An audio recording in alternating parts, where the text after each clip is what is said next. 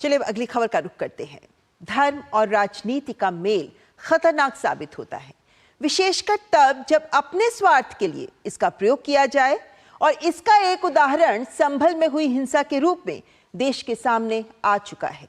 इसलिए जब अजमेर शरीफ दरगाह मामले में हिंदू सेना की अर्जी कोर्ट द्वारा स्वीकृत हुई तो कानूनी संस्थाओं पर जिस तरीके से सवाल उठाए जा रहे हैं और इसके बीच कुछ नेताओं के भड़काऊ बयान भी बड़े सवाल खड़े करते नजर आ रहे हैं।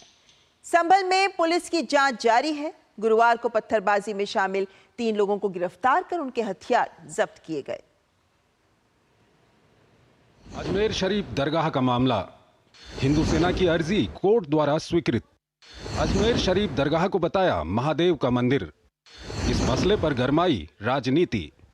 अजमेर में ख्वाजा मोइनुद्दीन हसन चिश्ती की प्रसिद्ध दरगाह है। ये दरगाह अब कानूनी प्रक्रिया के केंद्र में है। परिसर में हिंदू मंदिर होने के दावे को लेकर हिंदू सेना के राष्ट्रीय अध्यक्ष विष्णु गुप्ता ने याचिका दायर की, जिसमें दावा किया गया है कि दरगाह की जमीन पर पहले एक शिव मंदिर था जहां पूजा अर्चना होती थी।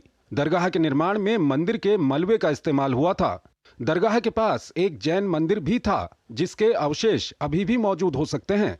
अदालत ने दरगाह समिति, सरकार के अल्पसंख्यक मंत्रालय और भारतीय पुरातत्व सर्वेक्षण विभाग को नोटिस जारी कर जवाब मांगा है। मामले की सुनवाई अब 20 दिसंबर को होगी, लेकिन ये मामला इसलिए चर्चा में है क्योंकि संभल में हुई हिंसा के बाद अजमेर दरगाह को लेकर आई अदालत की खबर पर राजनीतिक बयानबाजी से सियासी माहौल गर्मा गया है।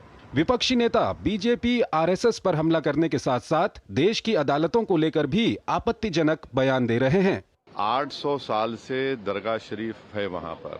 देश के हर प्रधानमंत्री उर्स के दौरान वहाँ पर चादर बिछाते हैं। आज अचानक आप ये हरकत कर रहे हैं। प्लेसेस ऑफ वर्शिप एक्ट 91 का क्या होगा? देश चलेगा तो संविधान से चलेगा, रूल ऑफ लॉ से चलेगा, लॉ एंड ऑर्डर मेंटेन होगा नहीं होगा, ये सब चीजें हैं। इस तरह के जजेस भी, छोटे छोटे जजेस बैठे हुए हैं जो इस देश में आग लगवाना चाहते हैं। कोई मतलब नहीं है। दुनिया भर के लोग आते हैं वहाँ।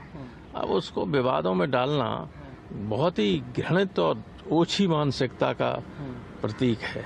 भाजपा विपक्ष पर माहौल बिगाड़ने का आरोप लगाने के साथ साथ कांग्रेस की तुष्टीकरण की नीति को लेकर इतिहास की गवाही दे रही है। अजमेर में कोर्ट ने आदेश दिया है सर्वे का, इसमें दिक्कत क्या होनी चाहिए? आज तक कांग्रेस की सरकार केवल तुष्टीकरण करते रही। अगर ये 47 में ही मंदिरों पर मस्जिद बनाने का जो उनका एक मुहिम चला था उसको समाप्त कर दिया गया होता, आज हमें कोर्ट में अर्जी देने की जरूरत नहीं पड़ती। अगर समाजवादी पार्टी पराजय जो उपचुनाव में हुई है उसकी खीज उत्तर प्रदेश का माहौल खराब करके उठाने की कोशिश कर रही है तो बहुत नुकसान उठाएगी, चाहे उनका कोई सांसद हो या विधायक हो या पदाधिकारी हो। जो इस प्रकार की मानसिकता के लोग हैं उनको ये समझना चाहिए कि कानून को कोई हाथ में लेने की कोशिश करेगा तो कानून उनके खिलाफ जो कार्रवाई होती वो भी करेगा। संभल में हुई हिंसा के बाद जिला प्रशासन ने संभल में सर्वे के लिए जा रही टीम की वीडियोग्राफी जारी की है, जिसमें किसी भी प्रकार का कोई गलत व्यवहार या अभद्र नारे नहीं दिख रहे, जो ये साबित करता है कि सपा नेताओं द्वारा उकसाए जाने के बाद अराजक तत्वों द्वारा पूरी घटना को सुनियोजित तरीके से अंजाम दिया गया।